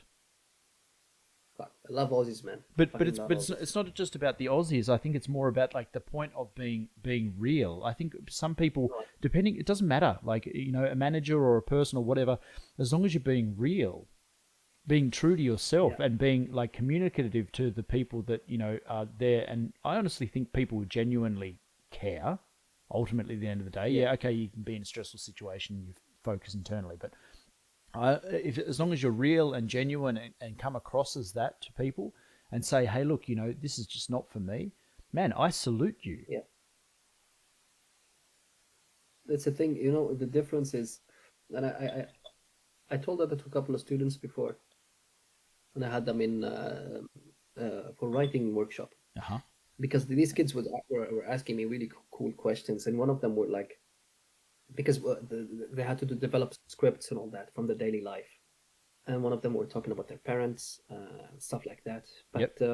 I don't remember exactly how we came to the point, but I came to the point to tell them that the difference between us and them is that we enjoy they work to enjoy their extra time, their holidays, you know, their weekends. Mm-hmm. But we enjoy our work, and we enjoy also the weekend. You know, that's the difference.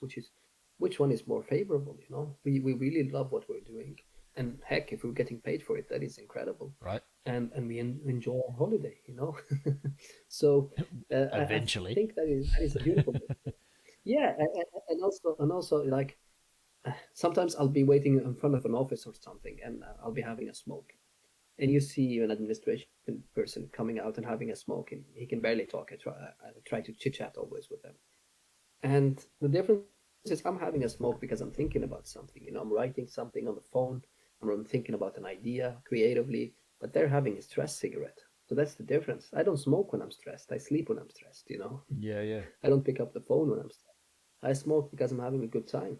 So both of us are gonna die from fucking lung cancer, but at least I did it with fucking joy. You know, I was happy doing it. He's doing it because of stress. Maybe he dies from a heart attack, and I die from lung cancer. Maybe you die from happiness. Yeah, or hit by a bus or raped by a bear. Who But knows? Who knows? who knows what's gonna happen? But yeah, I think in this episode we focus a lot on laziness and artistic blocks and creativity blocks and all that, and that's an important thing to talk about. But Yeah. uh, but I think for me and you, we never had a writer's block. I never seen you having a writer's block. We have Mm, stress from daily life and all that, but we always have creativity. We always have idea solutions. If I call you up in the middle of the night with a problem, you're gonna find me a solution straight up. We don't have that block. We never had it. So our problem is not there. Our problem is just to maintain the creativity and mm. just exercise upon it. Well, because the way I see it I think. too, in this sense, is that I don't see it that it's inside of me. That's another thing that I've kind of trained myself to let go of expecting the answer to be in me. More like just leave it to the ether. You know, that it's all Mm. out there. All the answers, all the information's out there. It's just a matter of just trying to go out and get it, and not be afraid to ask questions or ask people like me. I've got no shame. I'll call up a mate and be like, "Do you know what this means?" or "What's that?" or "Can you help me with Yeah. this?" And you know, as long as you're proactive and doing what you can to be able to solve the problem, you anyone will give you the answer. I mean, heck, you can even ask Yeah. ChatGPT. I mean, again, ChatGPT is one thing. For example, like in the beginning of this live stream, helping us solve this certain issue, it's awesome. I would not have been able to do that myself, um, but when it's coming from more of like that spiritual spot problem solving thing, it's that kind of prompt, it's that request. So you Yeah. come to me and you go, hey man, like this. And I'm like, ding. And I'm just a receiver of I'm just a conduit for that information that comes in. Because I don't have it stored in my head ready to go for you. It just goes zip and I download it and then it goes Yeah. out my mouth. You know what I mean?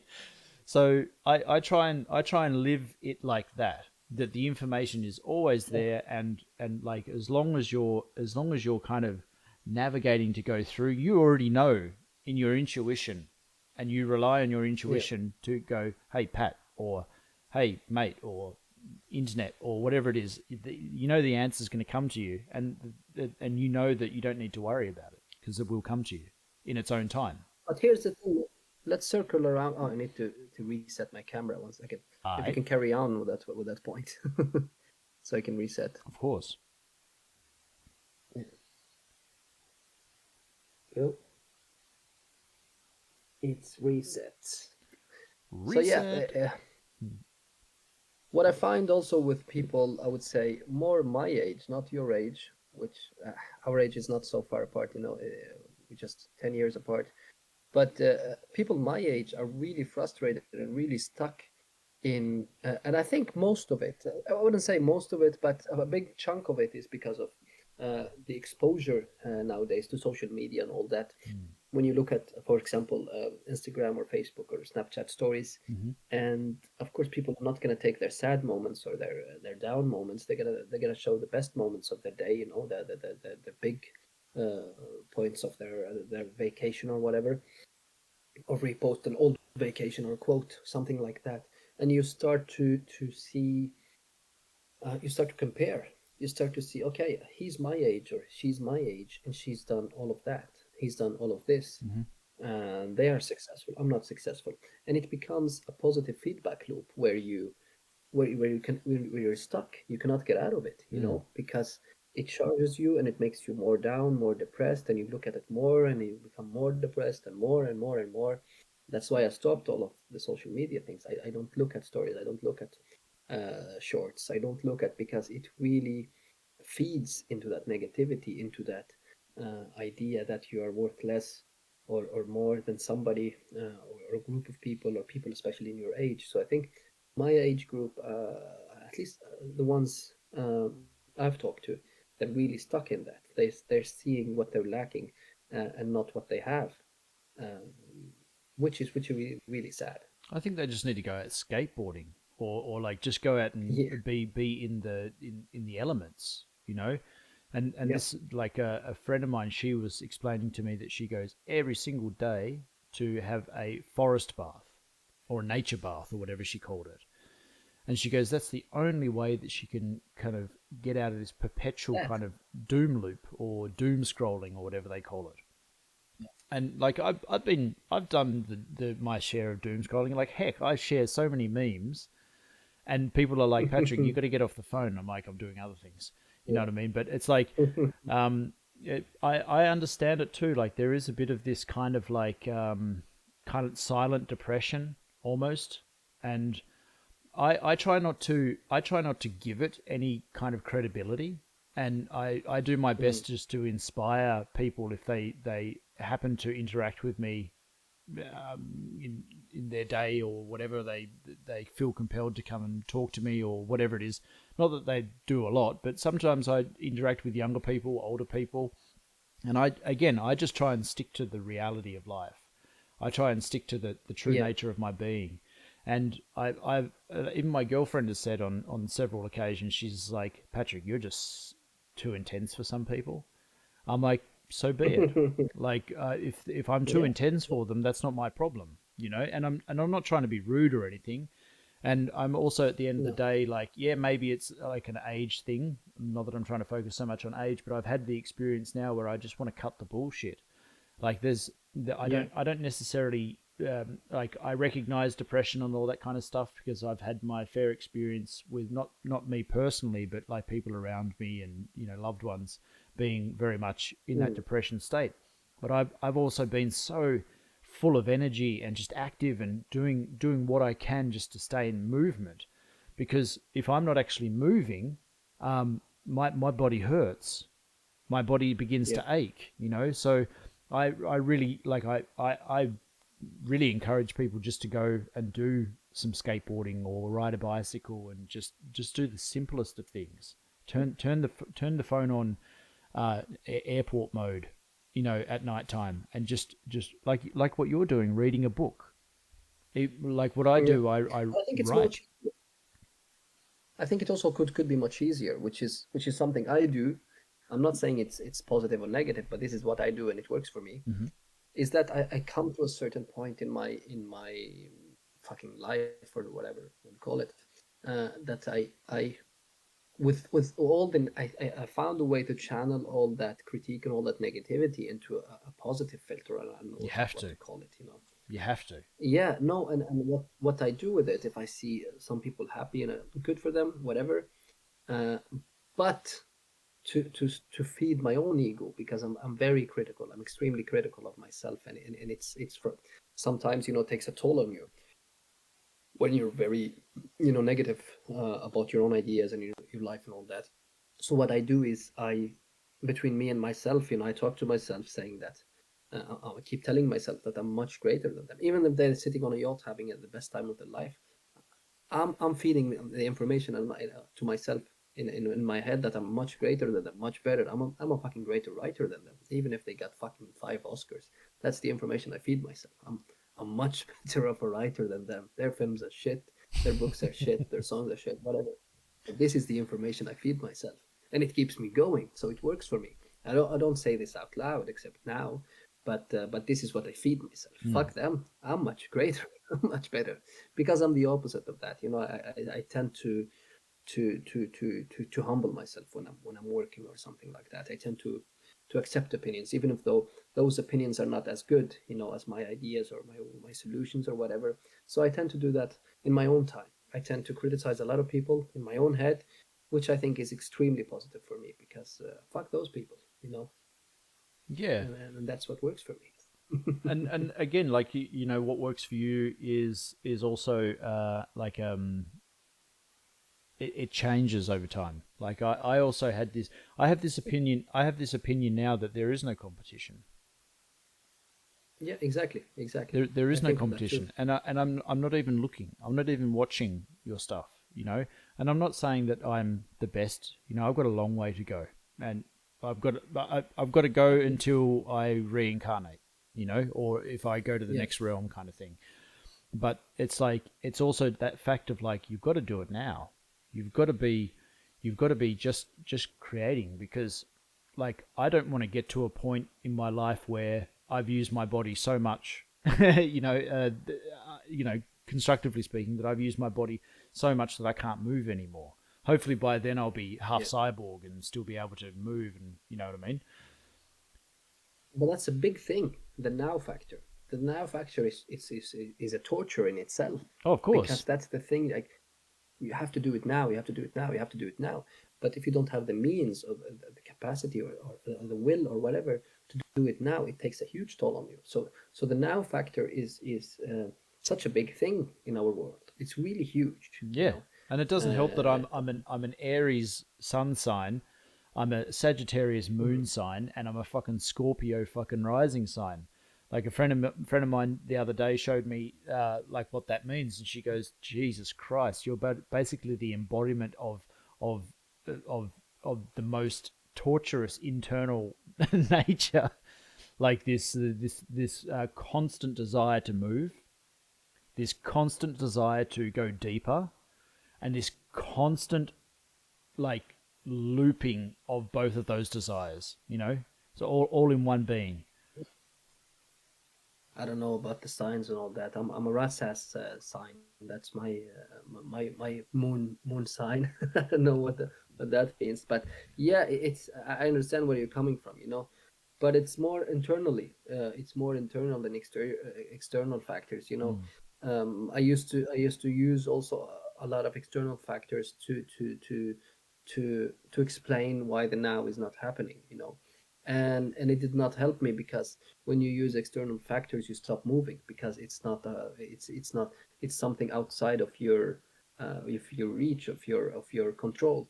And at least for my part, it's a bad thing. I know you're using it as a positive thing with the science and astrology and all that. But for me, that will be a negative thing because it's a thing that's outside of my control, and I try to keep everything locked in my reach. If something is not working, it must be from inside. Mm. What we talked about in the beginning from administration.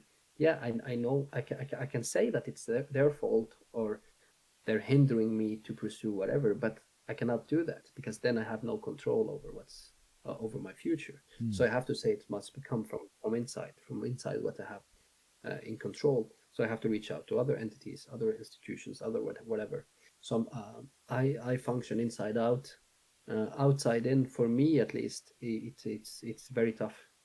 It's very tough. Mate, I function from every possible fucking injunction, exjunction, outjunction. Yeah, again, like Yeah, I understand you very well, and that's why we're friends. You know, because I get what you're talking about in terms of that inner kind of turmoil, but also that desire to do it in a different way. You know, I agree with you. I want to smash the status quo. I want to do it a different way because there are many ways to do things. I agree with that. And I also want to do yeah, it in a traditional way, so I know that it's also possible in the traditional factor.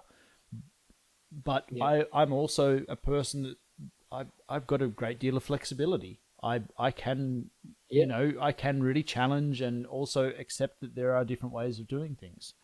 Whether or not that yeah, comes from my upbringing or my experience in life, it doesn't really matter. But also, I believe it comes from my kind of disposition within.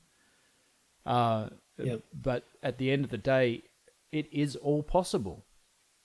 There is no no. There may be a no today, but yeah, not tomorrow. yeah, yeah, yeah. We make that no That's the yesterday. thing. Also, that's the thing.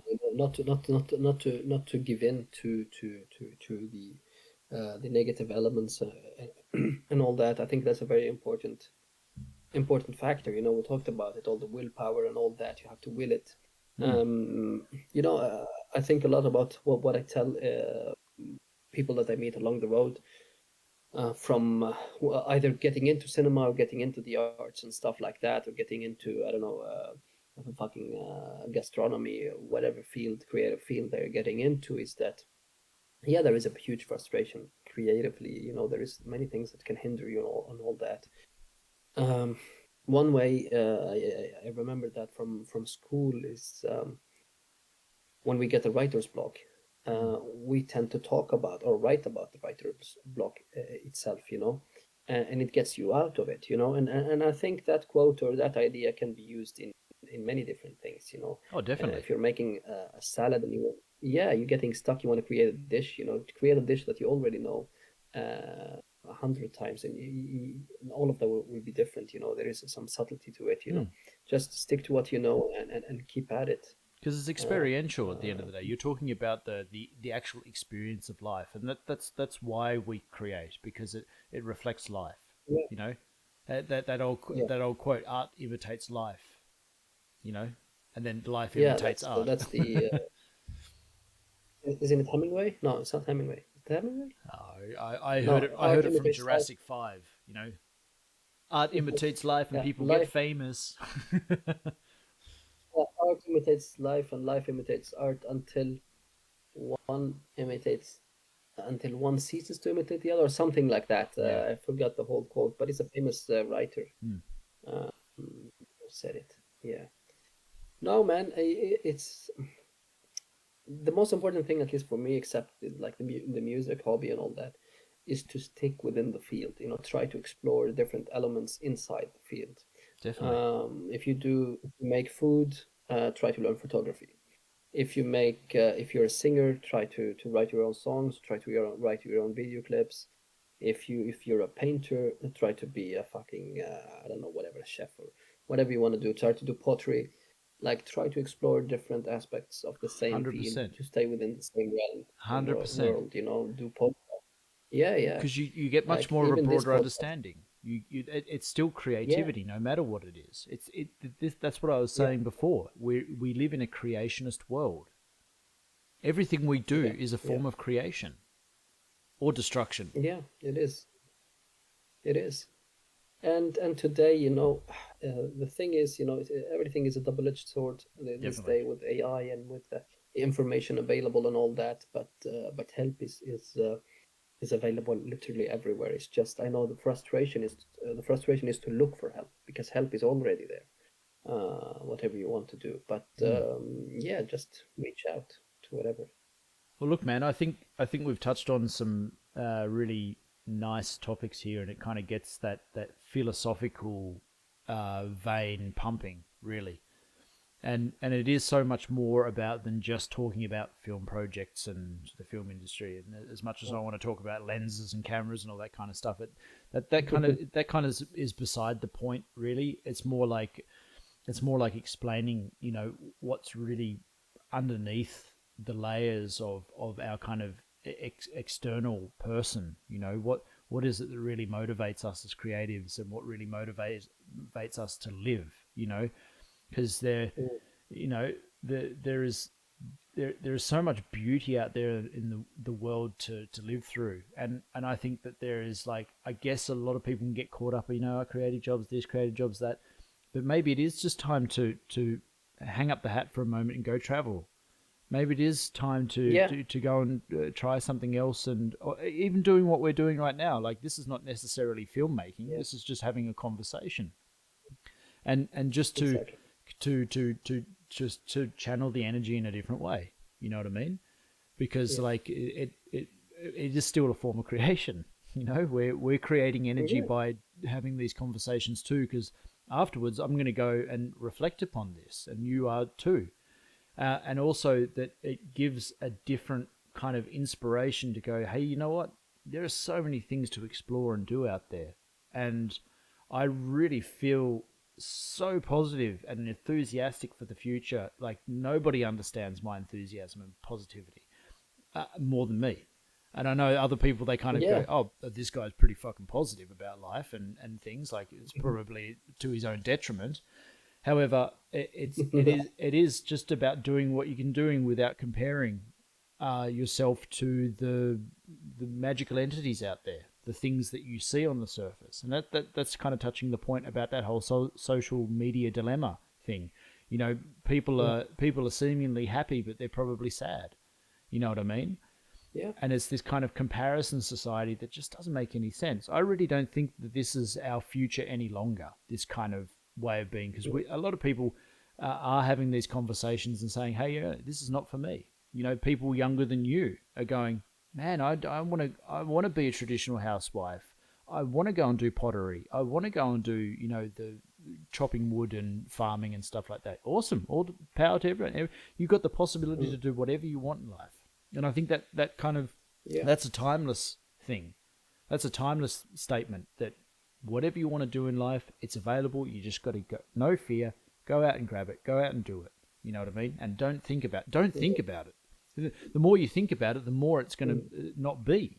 I think that's the whole idea, is just go and do it. Even if you are timid and scared, take a chill pill, man, because the universe has got your back. yeah. I think for my closing statement, I would say just exactly what you said. Just jump in the water. Jump in the water. Don't be afraid to get wet. Have your underpants ready, and just jump in the water. Take them off, mate. Just That's just be it. completely Yeah, man. submerged. You need it. Well, thank you. This has been awesome, man.